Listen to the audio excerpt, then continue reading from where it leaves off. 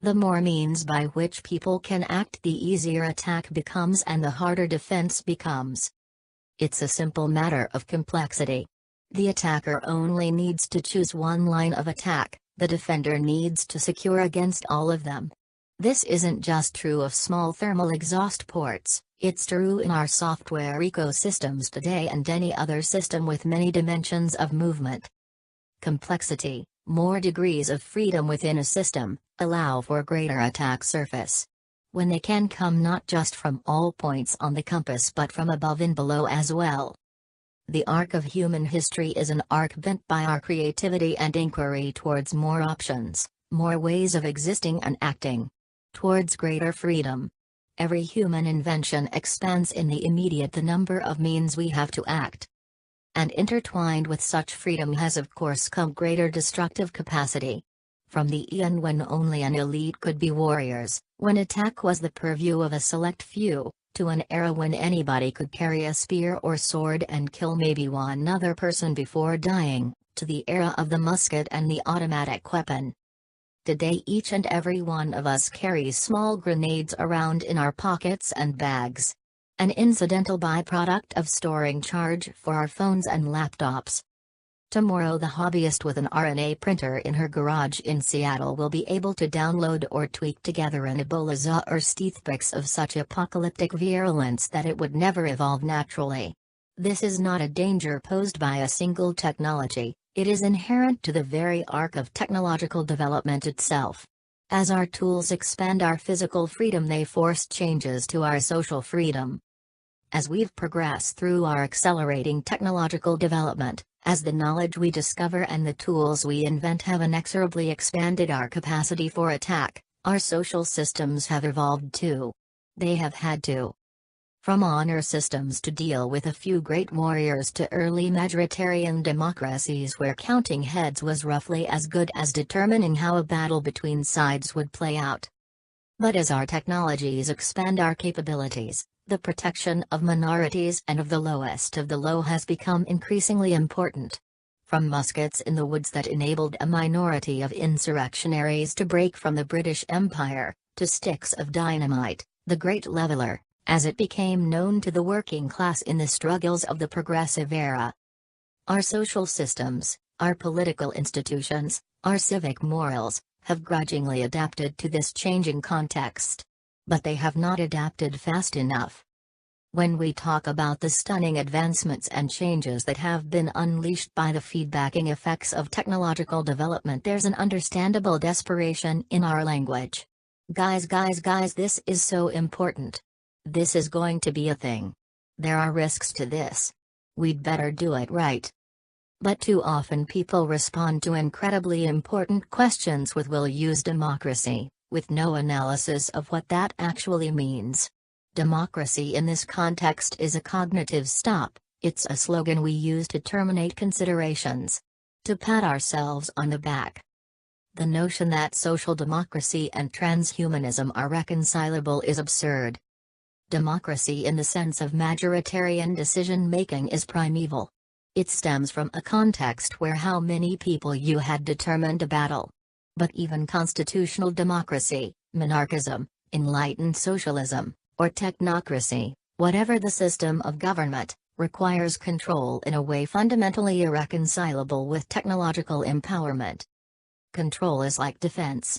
To function it requires a pruning away of complexities, of options, of dimensions. To attempt centralized control over technology is ultimately to initiate a war that can only be won by totally destroying almost every meaningful aspect of our technologies. David Cameron, Jeb Bush and numerous other politicians, government functionaries and chiefs of police in the supposedly enlightened West have independently called for the outlawing of cryptography. We laugh at them, we shake our heads and say not here. But I'm here to tell you what every expert knows, although we desperately try to hide it. Backdoor systems could totally be made to work. Or at least work for the state. Not for us, of course. But we don't matter when the goal becomes control. When we can't imagine any alternative to control. When our visions have narrowed so dramatically that we can't even fathom other ways to collaborate or resolve conflicts. The Internet could very easily become a whitelisted affair, where every packet is signed by government-controlled server infrastructure, point to point to point. Devices could be backdoored from factory to consumer. No production allowed outside the state's view.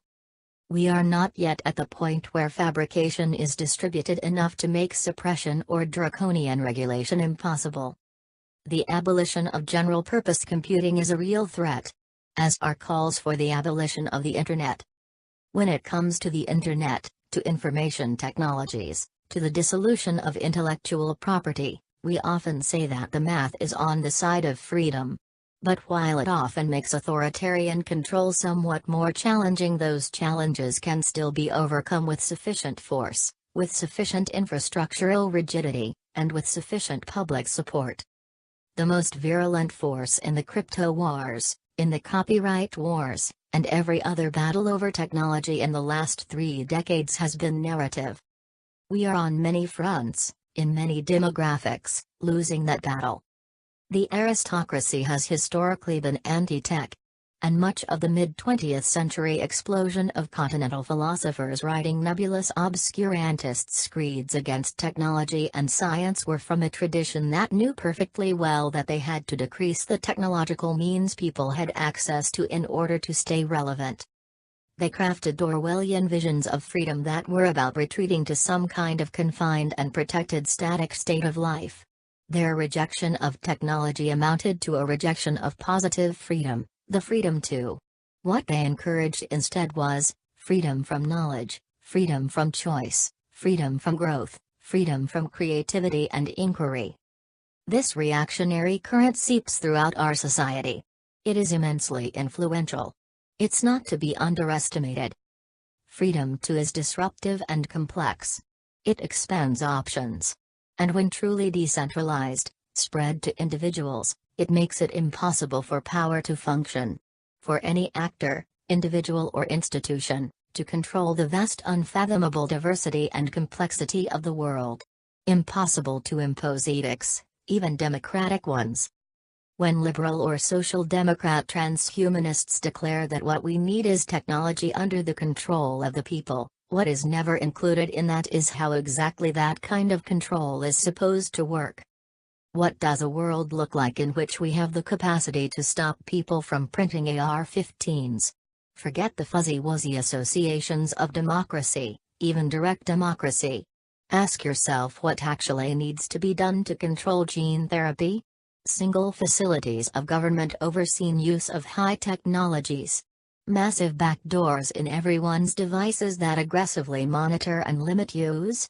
Totalitarian control of every communication on the planet? Aggressive raids against all hackers and tinkerers?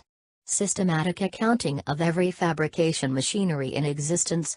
Constant surveillance of anyone with knowledge of how these things work? Complete control of all resource allocation on the planet? This is the only outcome for the logic of social democracy when applied to transhuman aspirations. We cannot control advanced technology without an authoritarianism so complete it would make Hitler and Stalin salivate in their graves. So what can we do? At a prior conference here there was a talk on the superhero narrative and I brought up a line from the third X-Men movie in which the president states, "What hope does democracy have when people can move cities with their minds?" The inevitable response was, well, we need an ethical awakening, a singularity of empathy that clarifies and refines our values. Absolutely. What does that look like? How do you get there? And what are the mechanisms by which such a world can function? How are disagreements settled? Thankfully we don't need to reinvent the wheel. There's a long-standing movement that has been tackling these social and ethical issues, and developing answers and analysis in depth for the last 2 centuries. Anarchism as a term was launched by the French journalist Pierre-Joseph Proudhon, a wildly popular reporter and columnist comparable to our Glenn Greenwald today. It was adopted as a way of highlighting and ripping apart the Orwellian use of anarchy to signify both maximal freedom, the absence of rulership or of power relations, and to also simultaneously mean chaotic violence, the presences of competing would-be rulers and fractious power relations. This double use in which the term without rulership or anarchia is used to instead signify competing or fractured power relations has historically been used to shut down any and all movements focused on liberty, most famously against the peasants in the English Civil War. You want freedom? We all know that freedom is chaotic violent oppression.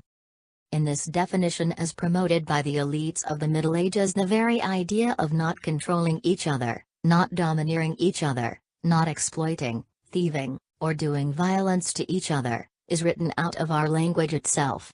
It is made impossible in some real sense to even think. Proudhon attacked that by returning the term to its etymological roots, and this set off 2 centuries of consistent diligent resistance to power.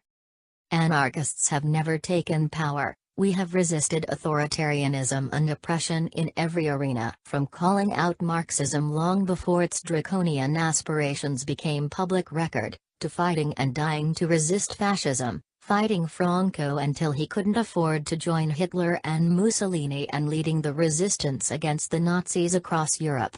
We've fought the robber barons, the czars, the oligarchs, and the Soviet bureaucrats. And we've been extraordinarily popular in different regions at different points in history, although we have not yet had sufficient critical mass to completely transform the world. In every instance where anarchism surged to localized popularity with a few million adherents, as in Spain but also Ukraine and Manchuria, every surrounding power immediately put their wars on hold to collaborate in snuffing out the examples we provided of a better world, of better ways of interacting and settling disputes with one another, that do not turn to control but build a tolerable consensus for all parties when agreement is needed.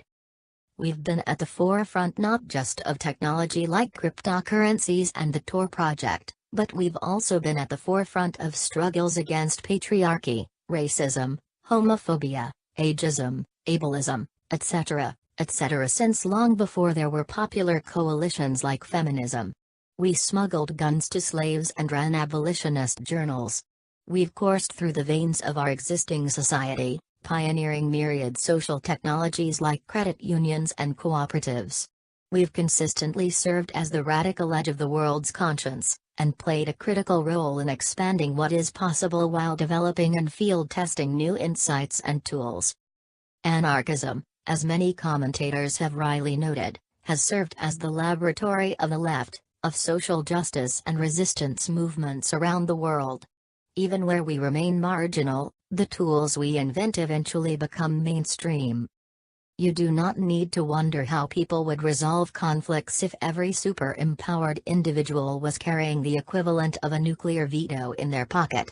We've been testing and developing social forms, advanced game theoretic strategies that treat people that way for ethical reasons alone. We already represent the ethical framework most at home in navigating a transhuman world of individual super-empowerment. For all our ostensible marginalization to the jungles of Chiapas or the streets of Athens, we've been preemptively churning out the politics of the future for the last 2 centuries.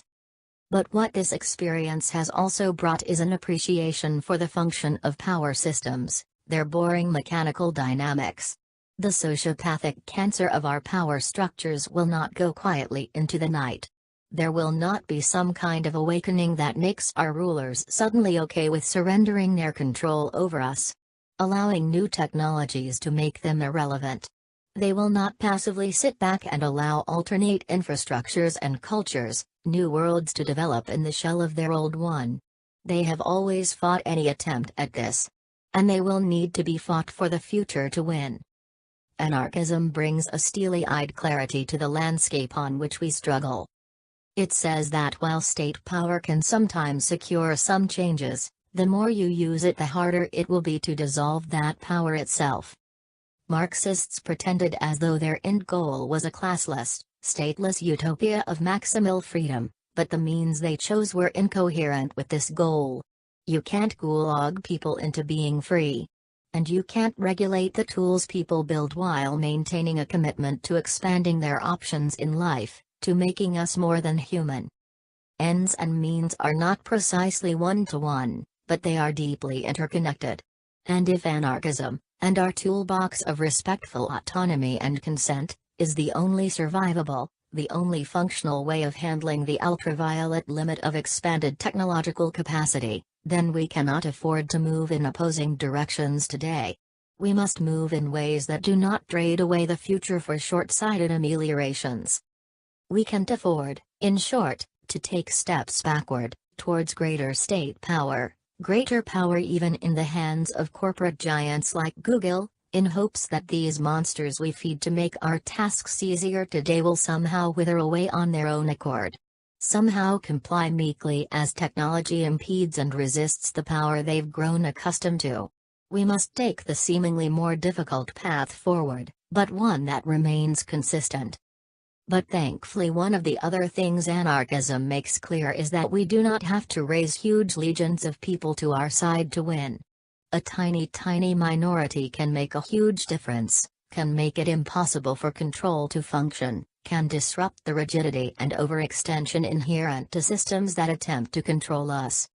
When I was 13 I put on a raincoat and trucked up the Pacific Coast to streets of Seattle the last weekend in November, 1999. That day has since become infamous. Our victory over the WTO ministerial has become mythologized to a dangerous degree, but it's worth conveying the desperation we felt beforehand. In the 90s as it grew dramatically in legal and economic strength unopposed, no one knew the WTO even existed. The neoliberal vision it served was right out of 80s cyberpunk, one of monopolistic corporate control, where capital could freely cross borders to feed back in strength but people were left imprisoned in de facto slave camps like Bangladesh and Eritrea. Of course this remains the case. And today we have the TPP. But every observer agrees the momentum of this process was severely stopped that cold November day. Because a few hundred people fought in the streets, raising such a ruckus that silent processes were derailed significantly. The spectacle of street protest is of course, not a panacea, just a tactic useful within only a limited context and time frame. But it reflects a broader reality, that we have many tools at our disposal that utilize weak points in the overextended and rigid commitments that are inherent to any system of control. And their inability to manage the churning chaos of young students on the streets reflects how computational complexity remain absolutely critical to political issues. The information age has led to increasing complexity on many fronts through feedbacking effects. The speed that information technology provides to our mimetic and cultural mutations has dramatically increased the complexity of any number of things. Take humor for example. Consider what was funny in the 1800s, the 1950s, the 1990s, and what's funny today. Hell, let's not forget that in the 1700s we thought setting cats on fire was supreme entertainment. The complexity of our culture, our identities, our narratives, our relationships, and our politics have only accelerated. And with such complexity comes the hope of a reduced capacity for control. It becomes much harder for politicians or advertisers to sell simple universally potent narratives. They already see increasingly diminishing returns and lessened traction. What this process of accelerating complexity represents is a social singularity. If the technological singularity is the point past which we can't make predictions or maintain control because the complexity of technological developments exceeds our grasp, then the social singularity is similarly the point past which we can't make predictions or maintain control because the complexity of our culture, ideas, and relations will have grown too rich, diverse, complex, organic, and meta. Sure, we might be able to unleash AI, but the greatest amount of computational power on this planet is presently locked up in slums, favlas, shanty towns, townships. We don't have to wait on the possibility of some hard takeoff in a decade or more. We just have to unleash and better network the existing power of our minds. Anarchism comprises a rich ecosystem of theoretical work that it would be laughable to try and address briefly. If you're interested in game theory and collective action problems, I suggest reading Michael Taylor and Elinor Ostrom. If you're interested in the vast array of diseconomies of scale suppressed by the historical subsidy of violence and the tendency of freed markets towards egalitarian ends, I advise reading Kevin Carson. For polycentric legal systems, David Friedman and Robert Murphy. We also have a stunningly broad and deep discourse on methodologies and strategies when it comes to the path or paths forward. Peter Gelderloos and David Graeber have found some renown in this regard. But at core, anarchism is an ethical philosophy that seeks to expand freedom. Its most famous commitments are political: the abolition of the state, the abolition of centralized concentrations of coercive power, but it extends further too, for example, critiques of control in interpersonal relations as well as critiques of ideological rigidity. In this respect, transhumanism represents yet another arm of anarchism, a focus on expanding freedom in physical terms and a critique of timid retreat to some stultifying human nature.